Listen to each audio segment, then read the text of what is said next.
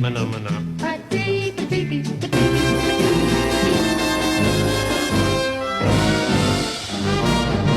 If you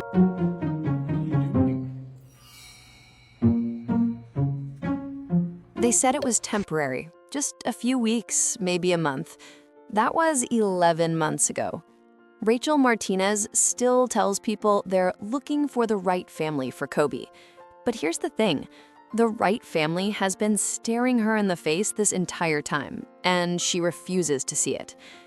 This is the story of a couple who saved an abandoned senior dog on a random Tuesday night, rejected every single adoption application that came through their door, and somehow still believe they're just fostering.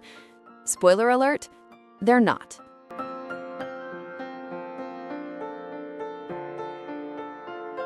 It started on an ordinary evening. Rachel Martinez and her husband David were doing what they always did after dinner, taking the trash out together. Not to the bin right outside their house, they walked a few blocks away, turning their mundane chore into a mini date.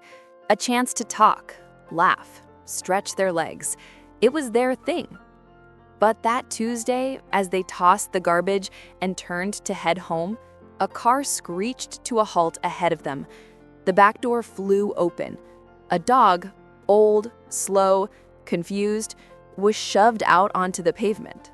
Before Rachel could even process what she was seeing, the car peeled away, disappearing into the night. Rachel and David stood frozen, staring at the dog now sitting alone on the cold concrete. He was a senior. His muzzle was graying, his body moved stiffly, like every step hurt. He wasn't panicking. He wasn't running, he was just sitting there, looking around with this heartbreaking expression that seemed to say, "What now?" They walked over, they sat down beside him, and they waited. For an entire hour, they waited on that sidewalk, hoping someone would come back for him. When no one came, Rachel made the call. They weren't dog people. They'd never had a dog, but leaving him there wasn't an option. If you're watching this and haven't subscribed yet, I have to say I'm a little heartbroken. Stories like this need your support. Hit that subscribe button right now. You won't regret it. Now, back to what happened next. They walked him home, gave him water, and contacted the local shelter. The shelter workers arrived with police, took statements, examined the dog they now called Coby. The police left quickly, another case of animal abandonment. But the shelter workers stayed longer. Their message was clear. The shelter was full, completely packed. But if Rachel and David were willing to foster Coby temporarily, just until they found him a home, that would save his life. Rachel hesitated. She was about to say no when one of the workers added something that made her stomach drop. He's a senior. Older dogs like him, they don't get adopted. He'd likely spend the rest of his life in a kennel, behind bars, alone. That sentence shattered something inside Rachel.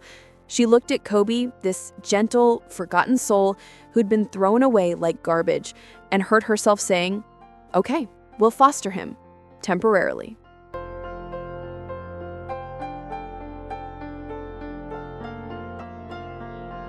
Temporary turned into something else entirely, though Rachel refused to admit it. Coby wasn't an easy dog to care for. His age made everything slower, harder. When they threw a ball for him during playtime, it felt like watching time move in reverse, each step deliberate, each movement careful, his old joints protesting. But he tried, and that effort, that determination to keep going despite everything, it broke Rachel's heart in the best way possible. The flyers went up. Senior dog needs loving home. The calls started coming in, and that's when things got weird. The first person who came to meet Coby seemed nice enough, but Rachel found herself interrogating them like a detective. "What do you do for a living? Where do you live? Do you have a yard?"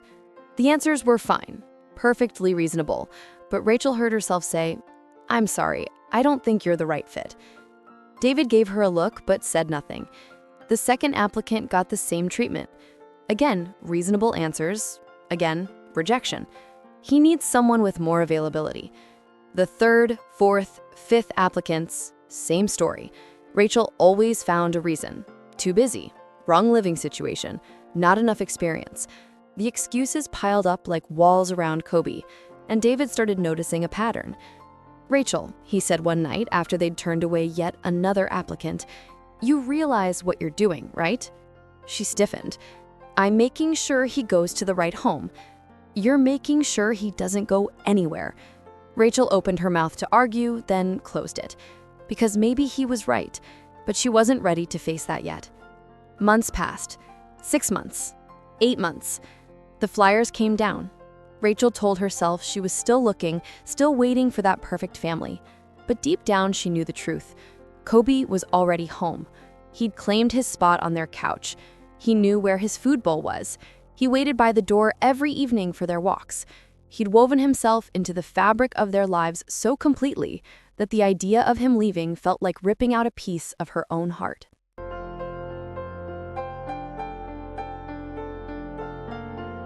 It's been 11 months now, nearly a full year since that car screeched away and left an old dog sitting confused on the pavement.